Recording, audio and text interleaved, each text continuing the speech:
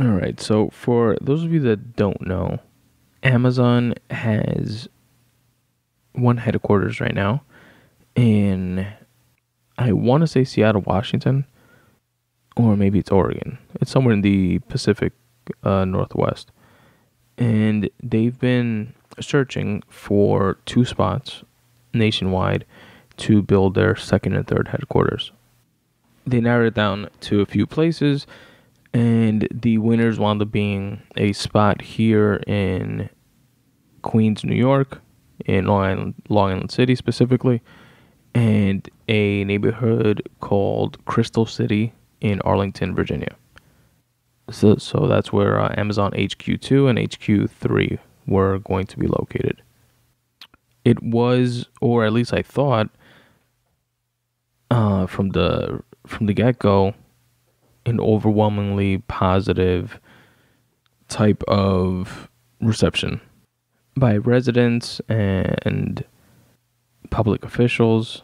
The mayor, Bill de Blasio, was all for it. The governor of New York State, Andrew Cuomo, was all for it.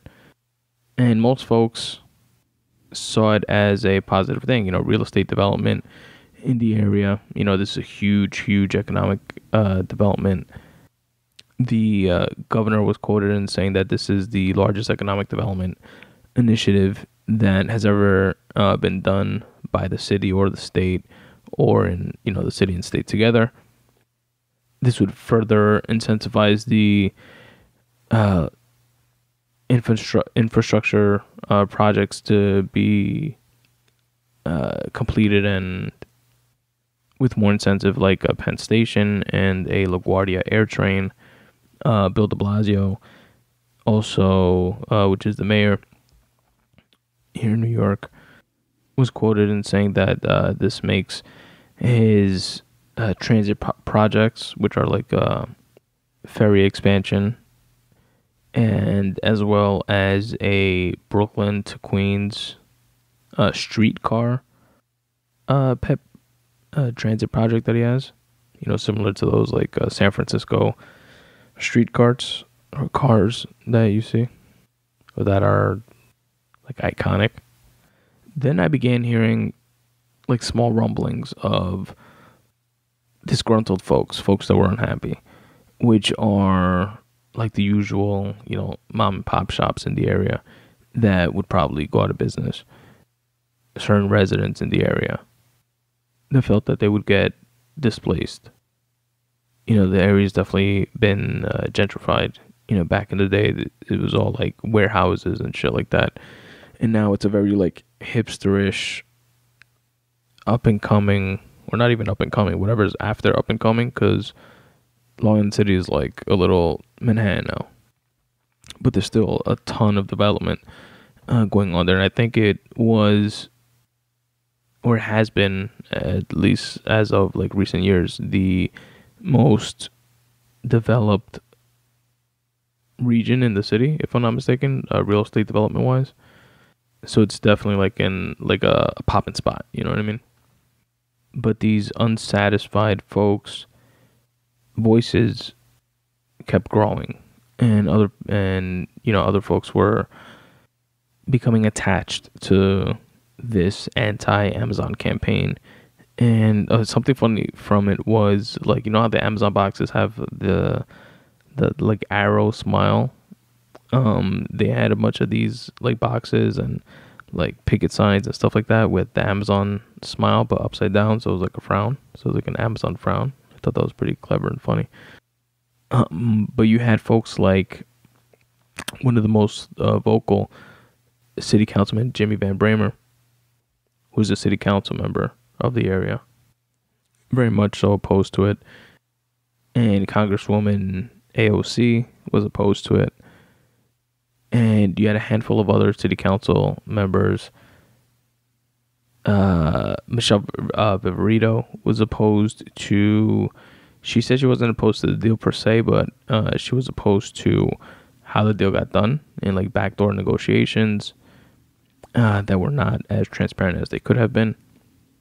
And Michelle Viverito, for those who don't know, was the city council speaker and is currently running for public advocate seat that was vacated by Trish James when she became the state attorney general and vacated that seat. So now there's a special election happening for the public advocate seat. And for those of you that don't know, the public advocate seat is second to the mayor. So if something happens to the mayor, it's the public advocate that steps up and becomes the mayor. It's a citywide position that's not relatively popular or known, and many see it as the stepping stone to becoming the mayor ultimately.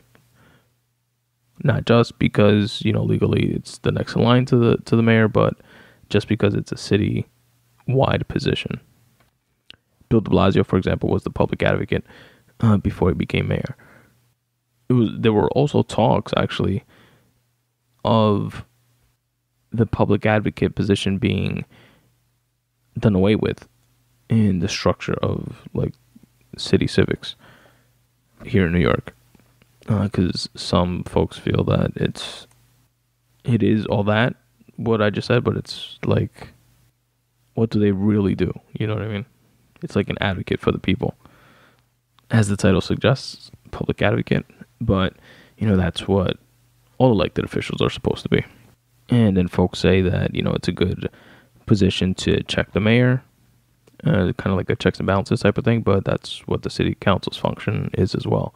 So there's definitely a lot of redundancies for that position. Anyway, one of the main points of contention for Amazon coming to New York was that they were getting close to $3 billion worth of subsidies. You heard a lot of back and forth of, it's not really $3 billion, it's really $500 million, and then it's $2.5 billion of other tax credits and stuff like that. So it's not direct money or subsidies to them. And why is the city of New York and the state of New York giving a $1 trillion company money to come here? They should want to come here, especially the dope spot that they have in Long Island City. It's a major hub.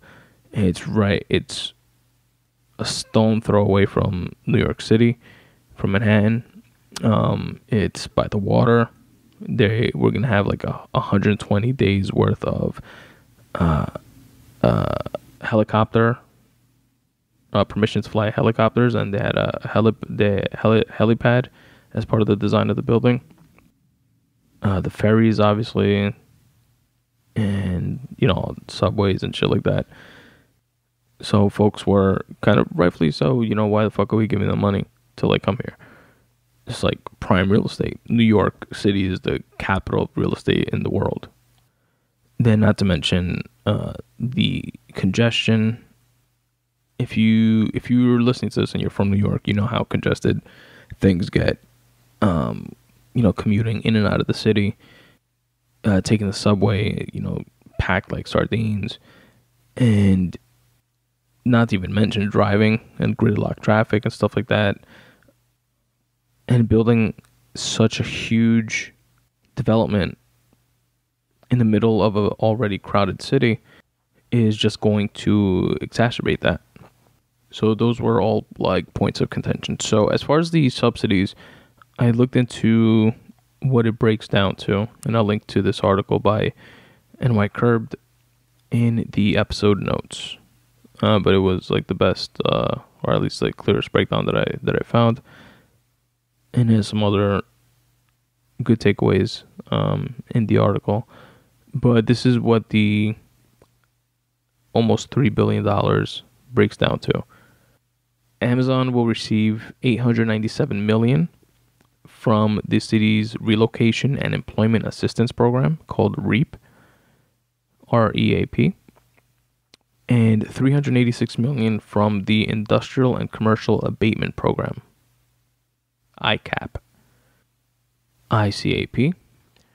It will receive an additional $505 million in capital grant. That's I guess where that $500 million number comes from. That's what they're actually getting in money. The rest is these programs and monies, kind of earmarked for specific purposes. Lastly, $1.2 billion in Excelsior credits if its job creation goals are met. And the job creation goals were 25,000 jobs brought to New York City. So that brings the total amount of public funds granted to 2.988 billion, which breaks down to the city and state paying Amazon $48,000 per job, assuming that they do create those 25,000 jobs. Now, that all sounds pretty shitty in the immediate, pretty shitty in the short term. Then on the flip side, here's what that looks like when spread out over several years. Or in other words, like what New York would be getting in return.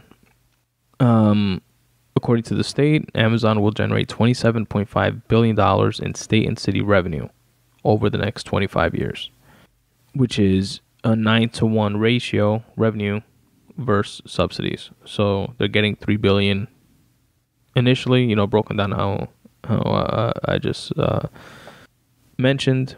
And over the next 25 years, they generate $27.5 billion in state and city revenue, which is supposedly one of the highest rates of return for any economic incentive program of this kind.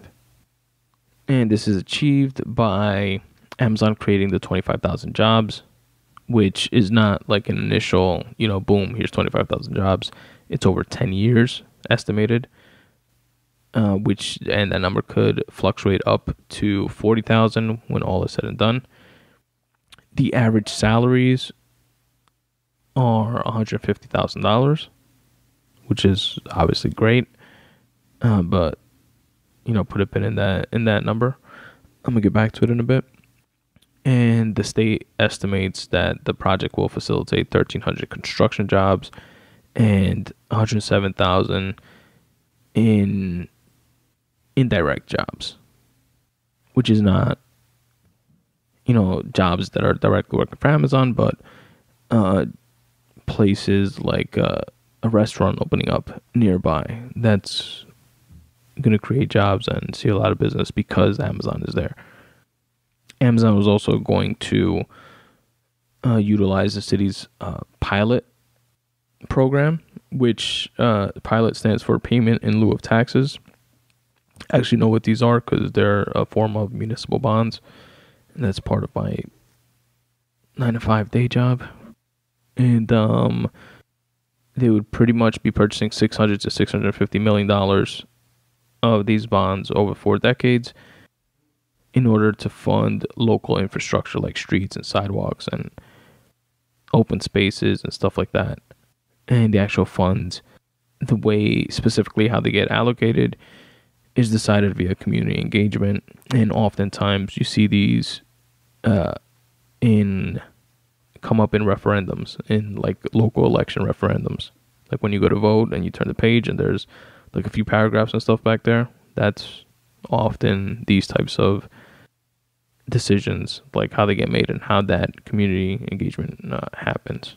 Not always, but that's one way. Amazon also agreed to allocate $5 million for workforce development and to host job training sessions and job fairs at Queensbridge houses, aka Queensbridge projects, which are nearby, but they made no guarantees in terms of hiring from there. Amazon will also build a new school with as many as 600 seats on its campus, along with a tech startup incubator. Now, out of all that, that's the part that I thought was pretty dope. If they have a school that, kids in the area could attend, and, it's on the Amazon campus, I'm sure they'll definitely be incentivized to have pathways to grooming these kids to one day work for Amazon. And if they invest in them and in the direction of job training related to computer science and coding and data scientists, engineers, and jobs that would warrant that those average 150K a year salaries and more.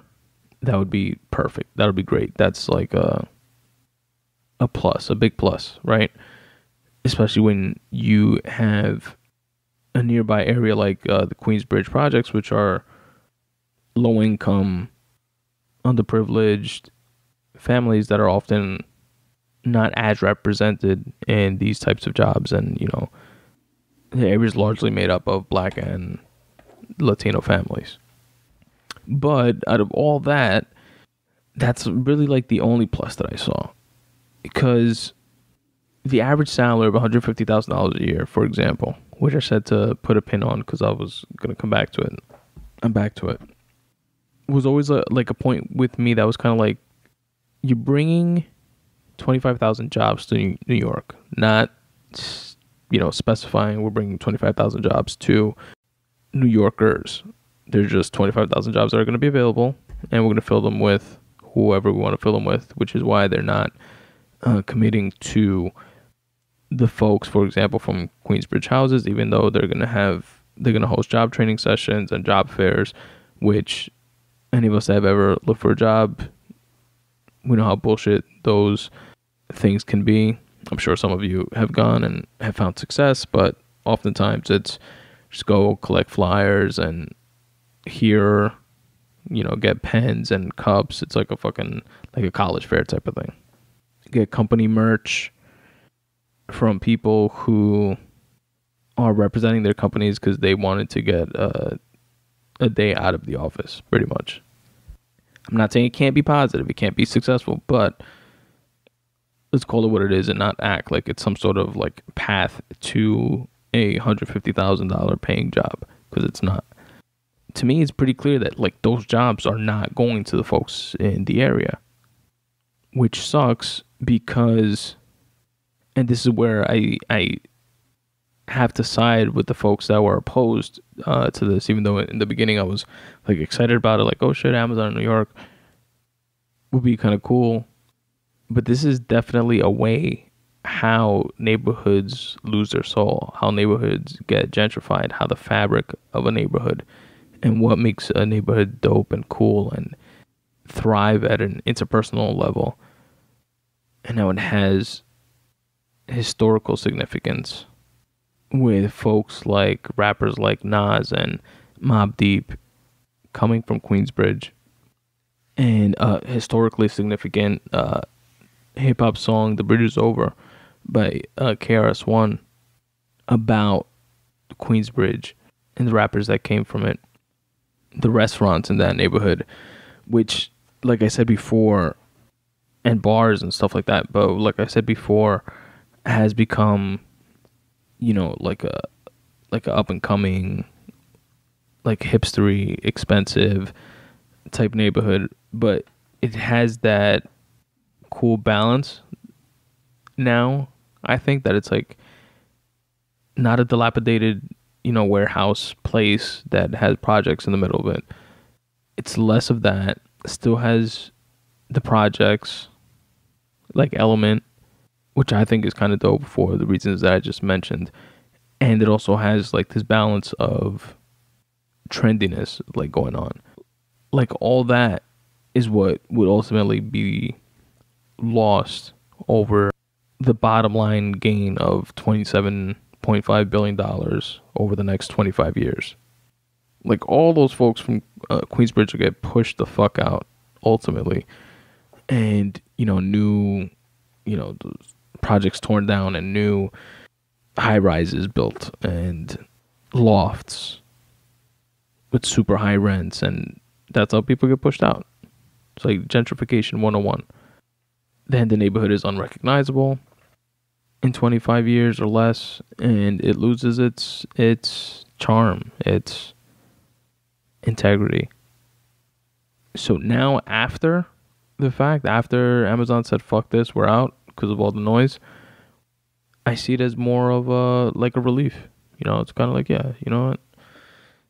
Long Island City's dope as is. without the need to add all the baggage that comes with a $1 trillion company building its headquarters in the middle of it. And it was kind of cool to see local politics, specifically at the city council level, really responding to voices of folks that usually go unheard, championing that cause and defeating higher ups in the political ranks like the mayor and the governor, the biggest corporation in America. I think it's the biggest. Is it them or is it Apple? Or is it Google? I think it's them, because I think Apple has the most reserves, like cash reserves. But in terms of like stock price and cap, Google or Alphabet trades at like around $1,000 a share, or $1,100 a share, $1,300 a share, something like that. And Amazon's like at $1,600 a share. I don't know. Anyway, I thought that was pretty cool, and that's my take on the whole Amazon getting the fuck out of here from New York. But shout out to Amazon though, because I am a Prime member.